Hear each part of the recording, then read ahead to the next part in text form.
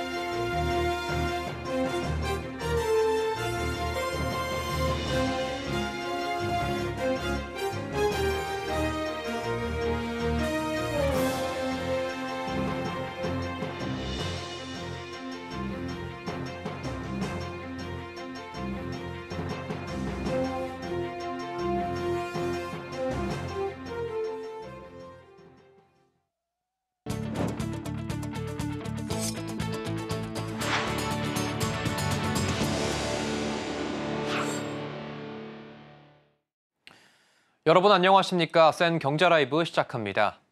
국내 8개 전업카드사의 올해 첫 성적표가 나왔는데요. 일부 카드사는 역성장을 기록했지만 이 카드사 전체 순이익은 증가했습니다. 하지만 기준금리 인하 시점이 불투명해지면서 카드사들의 조달 비용 부담이 커지고 연체율도 상승하고 있어 갈수록 실적 방어가 쉽지 않아 보입니다. 김도하 기자의 보도입니다. 올해 1분기 8개 전업카드사의 수익성이 지난해 같은 기간보다 개선된 것으로 나타났습니다. 다만 판매관리비 등 비용을 졸라맨 결과라 불황형 흑자라는 해석입니다. 국내 8개 카드사의 올해 1분기 당기순이익은 약 7,200억 원. 1년 전 같은 기간과 비교하면 24% 증가했습니다.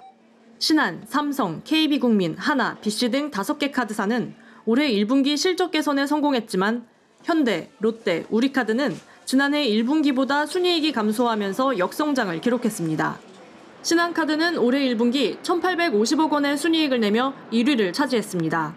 삼성카드는 1,778억 원으로 지난해보다 22%가량 증가했고 KB국민카드는 1,391억 원으로 70% 가까이 성장했습니다.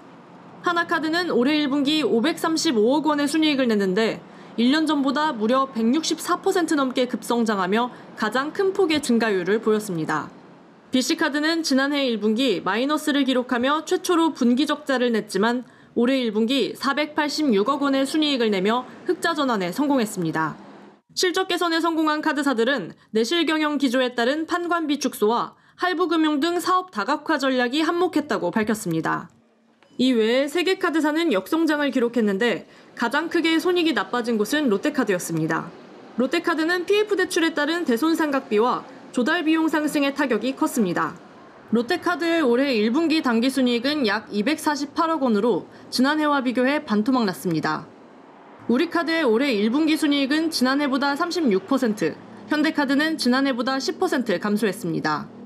카드사마다 조달 계획과 전략이 다른데 고금리 시기 채권 만기가 도달하면서 일부 카드사들이 조달 비용 상승에 직격탄을 맞은 것으로 보입니다.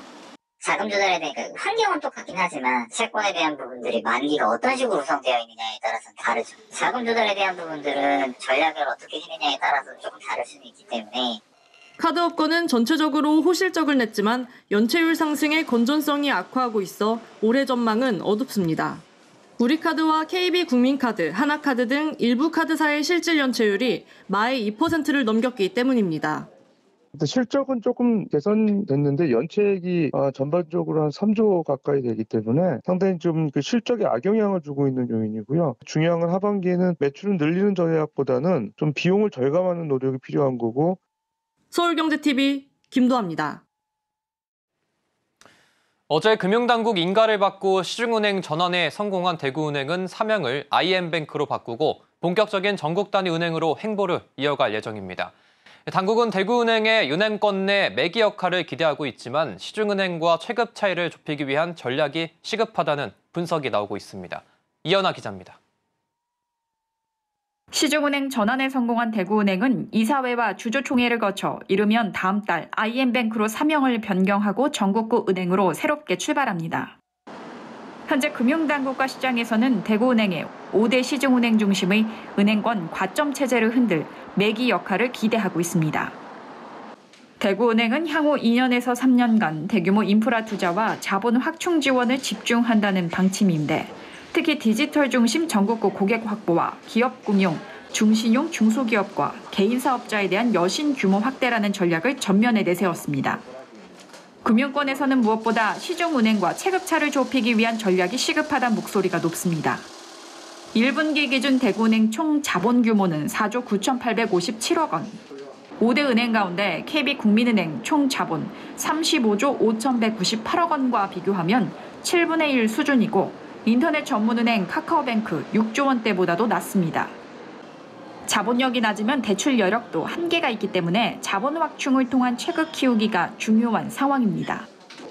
여기에 대구은행이 전면에 내세운 기업금융은 이미 시중은행 간 경쟁이 과열됐고 신용 위험이 큰 중소기업과 중저신용자 대출은 건전성 악화라는 리스크가 있어 집중 관리가 요구된다는 의견이 제기됩니다. 인터넷 전문은행과 비교해도 경쟁은 치열합니다.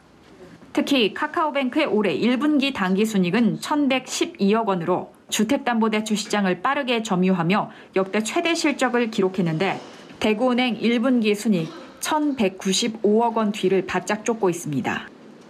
또 지난달 금융위로부터 받은 1,657건의 불법 계좌 개설 등 금융사고 발생으로 업무 일부 정지 3개월 등의 중징계 결정을 받은 바 있기 때문에 내부 통제 강화도 중요 과제로 꼽힙니다. 서울경제TV 이연아입니다. 올해 1분기 국내은행 당기 순이익이 5조 3천억 원으로 전년 대비 24.1% 줄었습니다. 금융감독원이 발표한 2024년 국내은행 영업 실적에 따르면 올해 1분기 국내은행의 당기 순이익은 5조 3천억 원으로 전년 동기 7조 원보다 1조 7천억 원 줄었습니다. 이자이익은 견조한 수준을 유지했지만 1분기 홍콩 H지수 ELS 자율배상에 따라 영업의 손익이 감소한 영향을 받았습니다. 올해 1분기 이자이익은 이자 수익 자산 증가에 따라 전년 동기 대비 1.6% 늘어 14조 9천억 원으로 집계됐습니다. 비이자이익은 유가증권 평가이익 감소 등의 영향으로 1조 7천억 원을 기록했고 판매 관리비는 6조 4천억 원으로 전년 동기 대비 2.7% 늘었습니다. 대손 비용은 1조 1천억 원으로 전년 동기 대비 34.6% 줄었습니다. 지난해 경기 불확실성에 대비해 충당금을 확대한 기저효과가 올해 하나오션 관련 4천억 원 규모 충당금 환입 등에 따른 결과로 분석됩니다. 같은 기간 국내은행 영업외 손익은 2조 2천억 원으로 홍콩 ELS 배상금 1조 8천억 원 등에 따라 전년 동기 대비 2조 7천억 원 줄었습니다. 또 국내은행 총자산 순이익률은 0.57%, 자기자본 순이익률은 7.79%를 기록했습니다. 삼성전자가 AI 가전으로 승부수를 띄웠습니다. 인공지능 기술이 접목된 냉장고와 세탁기, 에어컨, 로봇 청소기 등 더 똑똑해진 제품으로 AI 가전은 삼성이란 인식을 확산시키는 데 주력하고 있습니다. 윤혜림 기자입니다. 토마토부터 양파까지 냉장고를 열지 않고도 무엇이 들어있는지 쉽게 알 수 있고 요리 중에 영화 감상, 게임 등 다양한 애플리케이션을 즐길 수도 있습니다. 오늘 삼성전자가 인공지능 기술을 접목해 식재료 보관 기능을 더 향상시킨 비스포크 AI 패밀리 허브 냉장고 신제품을 선보였습니다. 눈에 띄는 기능은 AI 비전 인사이드. 식재료를 내부 카메라가 자동으로 인식해 푸드리스트가 만들어져 손쉽게 식재료의 종류와 보관 기한을 관리할 수 있습니다. AI가 적용된 세탁 건조기와 로봇 청소기도 주목받고 있습니다. 세탁과 건조 기능이 합쳐진 비스포크 AI 콤보는 AI를 통해 세탁 시 최대 60%, 건조 시 최대 30%까지 에너지를 절감할 수 있습니다. 또 세탁 건조기로 집안 스마트 TV에서 시청 중이던 콘텐츠를 이어보거나 스마트폰으로 오는 전화도 받을 수 있습니다. 비스포크 AI 스팀은 AI 바닥 인식 기능을 통해 마룻바닥, 카펫 등을 구분해 맞춤형 청소가 가능합니다. AI 사물 인식 기능을 통해 바닥에 떨어진 사물을 스스로 피하기도 합니다. 삼성전자는 올해 초부터 AI 가전제품 출시에 공을 들이고 있습니다. 원격 제어와 관리가 편하다는 강점을 가진 AI 가전 열풍으로 판매량이 급증하고 있기 때문. 최근 삼성전자는 AI 가전을 B2B 시장에 공급하는 등 AI 가전은 삼성이라는 공식을 확산시키며 모두를 위한 AI 비전을 완성하는 데 속도를 내고 있습니다. 서울경제TV 윤혜림입니다. 메르세데스 벤츠가 국내 AMG 모델 중 첫 번째 플러그인 하이브리드 모델 더 뉴 메르세데스 AMG S632 퍼포먼스를 선보였습니다. 벤츠의 대형 플래그십 모델 S클래스에 AMG의 강력한 성능과 플러그인 하이브리드 기술이 더해져 S클래스 중 가장 강력한 주행 성능을 발휘하는데요. 김효진 기자가 경기도 용인의 AMG 스피웨이에서 타봤습니다. S클래스 외관에 AMG 전용 라디에이터 그릴이 적용돼 있습니다. 에어 인테이커와 시트 로고 등 실내외 곳곳에 AMG 전용 디자인 요소를 추가해 S클래스 특유의 우아함에 강렬한 인상을 더합니다. 메르세데스 벤츠가 이달 선보인 더 뉴 메르세데스 AMG S632 퍼포먼스. S클래스의 AMG의 강력한 성능과 포뮬러1 플러그인 고성능 하이브리드 기술을 결합해 엔진과 전기 모터가 함께 작동하면 최고 출력 802마력, 최대 토크 124.3kg 폴스미터의 성능을 발휘합니다. 역대 S클래스 중 가장 강력한 주행 성능입니다. 차량이 정지 상태에서 시속 100km까지 가속하는 데 걸리는 시간은 기존보다 0.2초 빠른 3.3초를 찍었습니다. S클래스만의 뒷자리 편의성도 살렸습니다. 뒷좌석 리클라이닝 기능과 MBUX 하이엔드 뒷좌석 엔터테인먼트, MBUX 인테리어 어시스턴트 등은 운전자뿐만 아니라 뒷좌석 탑승자에게도 차별화된 실내 경험을 제공합니다. 직접 뒷좌석에 타보니 AMG만의 파워풀한 가속감에도 S클래스만의 안락함이 유지됐습니다.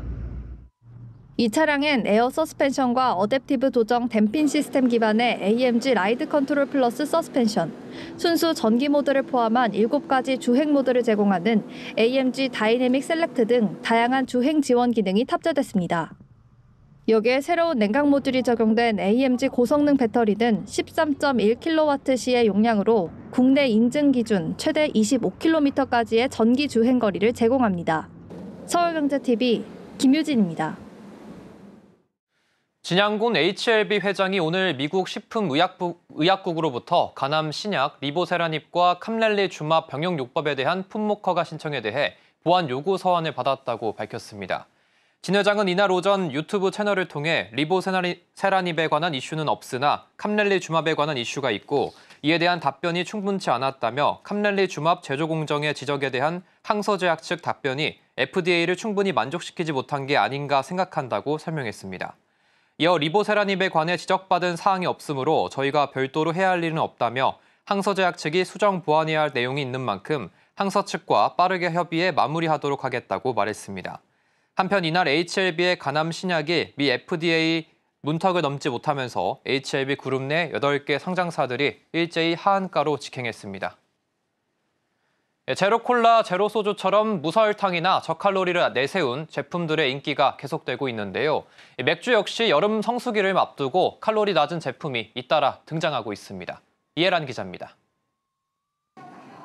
맛있게 먹어도 살찌지 않았으면 좋겠다. 건강과 즐거움을 동시에 추구하는 트렌드에 저칼로리 식음료 수요가 수년째 증가하고 있습니다. 주류 업계에서도 제로 슈거 소주가 꾸준히 시장의 호응을 얻어가는 데 이어 저칼로리 맥주 경쟁에 불이 붙었습니다. 오늘 오비맥주는 2002년 미국에서 출시한 저칼로리 프리미엄 맥주 미켈롭 울트라의 국내 정식 출시를 기념하는 행사를 열었습니다. 라거 맥주인 미켈롭 울트라는 칼로리가 330ml 기준 89kcal로 열량이 약 150에서 200인 일반 맥주의 절반에 해당합니다. 헬스 앤 웰니스 트렌드에 맞춰가지고 출시한 제품입니다. 낮은 칼로리, 그리고 제로 슈거, 그리고 낮은 탄수화물을 가지고 있는 라이트 맥주이고요. 특히 활동적이고 건강한 삶을 살고 있는 액티브 라이프스타일을 즐기시는 분들을 타겟하고 있습니다. 오비맥주 측은 올해는 골프 마케팅에 집중해 전국 140여 개 골프장을 주요 판매 채널로 활용할 것이라며 골프 애호가 사이에서 올해 인지도를 쌓은 후 판매처를 점차 확대해 나갈 예정이라고 밝혔습니다. 업계 관계자는 프리미엄 제품 이미지를 구축하기 위해 골프 스포츠를 마케팅 타깃으로 삼았을 것이라는 의견을 내놓았습니다. 앞서 오비맥주는 기존에 출시했던 카스라이트도 패키지를 새롭게 재단장하고 캠페인을 펼치는 등 가정시장도 공략하기 위해 본격적인 마케팅에 드라이브를 건 상태입니다. 미국과 달리 국내는 라이트 맥주 시장이 시작 단계인 만큼 시장 선점을 위해 서두르는 것으로 보입니다. 맥주 시장에서 오비맥주를 바짝 추격하고 있는 하이트 진로 역시 테라의 저칼로리 버전 테라 라이트 출시를 앞둔 것으로 전해지고 있습니다. 따라서 올 여름엔 시장을 주도할 저칼로리 맥주의 주인공 자리를 놓고 뜨거운 경쟁이 펼쳐질 것이란 예측이 나옵니다. 서울경제TV 이혜란입니다. 일제강점기 때 건립된 충남의 한 재련소, 당시 분진, 중금속 피해에 대해 수년째 환경오염 피해구제 절차가 진행되고 있는데요. 인근 거주자는 물론 전국에 이주해 살면서 투병 생활로 고통받고 있습니다. 그 실상을 신홍관 기자가 살펴봤습니다. 군산 해망동에서 사는 88세 박영기 씨. 기관지염, 천식 등으로 투병 중입니다. 당시 장항 재련소 근처에 살다 환경오염 원천인 재련소 굴뚝에서 약 4km 떨어진 곳에서 40여 년 살면서 피해는 계속됐습니다. 1970년대에 장항 재련소 굴뚝 연기로 인해서 이곳 해맹동 주민들이 많은 피해를 입었습니다. 시커먼 연기로 빨래를 널어도 입을 수가 없습니다. 저녁이 되면은 진도, 가래, 천식, 기관지에 잠을 못 이루고 있습니다. 정부는 2017년부터 천식, 고혈압, 파킨슨병, 만성 신장병 등 여러 질환 피해를 인정하고 의료비, 요양생활수당 등을 지급했습니다.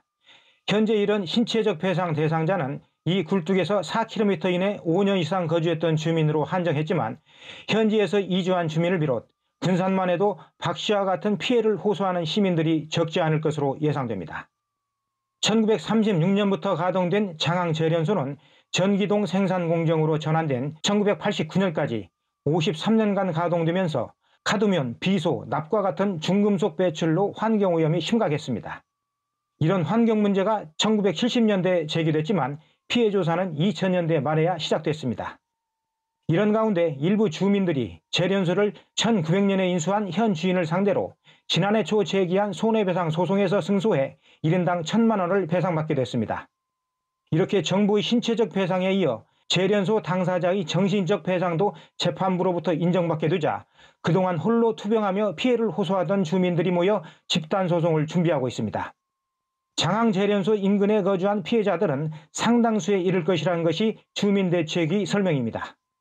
반경 4km 이내에 살다가 지금 타지로 떠나신 분들이 약 10만 명 정도 됩니다. 이분들이 소송에 참여할 수 있도록 알려야 되고 2022년 12월 22일 1차 판결 후 3년의 소멸시효를 감안해 2025년 12월 21일까지 2차 소송을 목표로 이를 알리고 있습니다. 최근까지 1,500여 명이 참여했습니다. 이미 접수를 진행하고 있는 피해자들은 추가 소송에서 승소해 그간의 피해에 대해 보상받기를 고대하고 있습니다. 재련소 근처에서 70여 년간 살다가 2015년에 옆 동네로 이주해 투병 생활을 해온 주민도 타는 마음은 마찬가지입니다. 혈압, 당뇨, 피부병, 또 갑상선, 기관지 이런 걸로 해서 이 전북대 병원에 수십 차례 다니면서 한 15년 정도 환경부나 환경기술원에 계속 민원을 제기하고 있는데 공해로 인해 가지고 그 병이 발생하는 것이 확실치가 않다고 아직까지도 지금 이렇게 그 법정 싸움만 하고 있는 거예요. 주민들의 이런 피해 호소와 더불어 집단소송 절차의 대책위는 분주합니다. 주민들은 이런 환경 공해 피해에 대해서 있는지도 모르고 또 어떻게 배상받을지도 모르고 그리고 또 연세가 많이 들으셔가지고 아무런 정보를 접할 수가 없는데 제가 설명회를 한 뒤로는 아주 너무 좋다고. 서울경제TV 호남 신웅관입니다.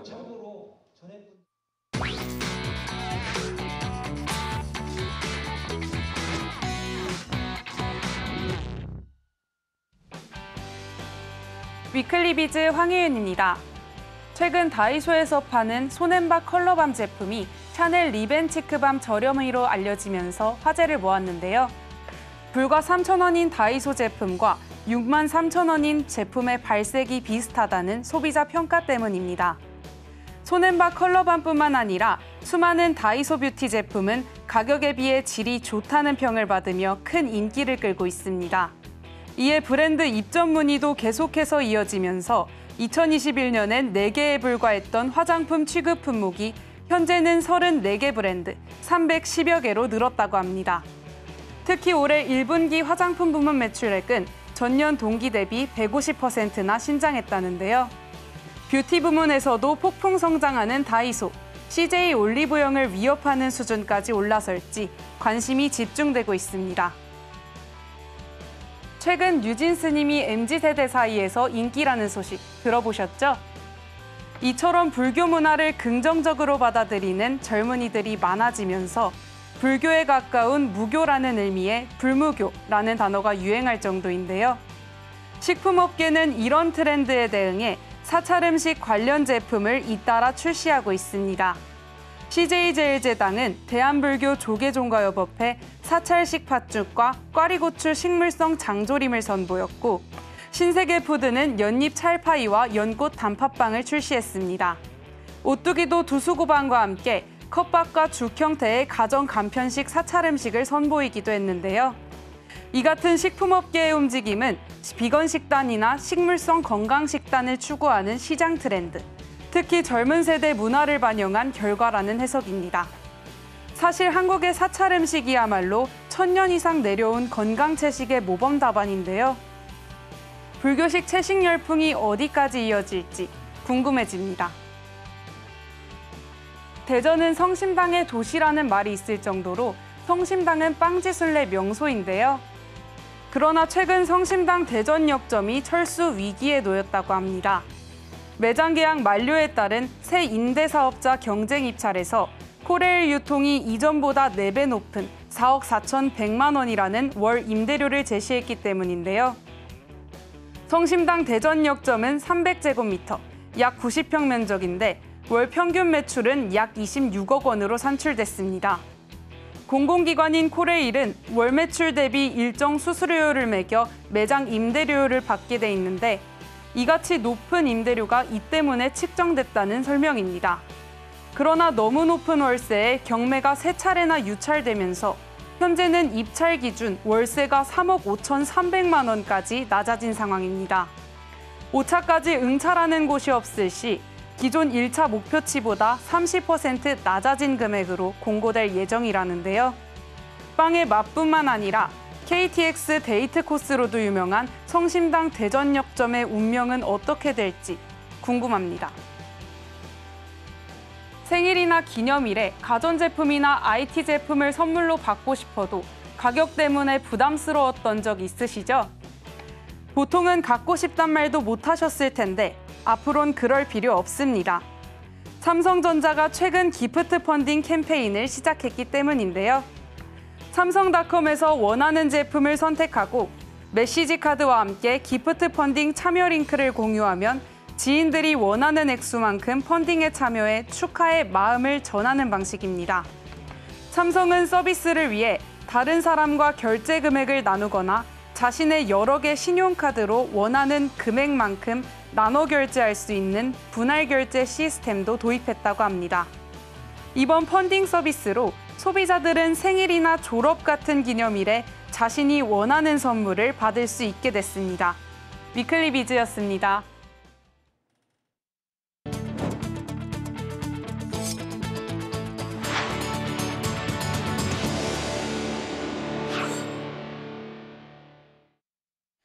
이상으로 센 경제 라이브 마칩니다. 함께해 주신 여러분 고맙습니다.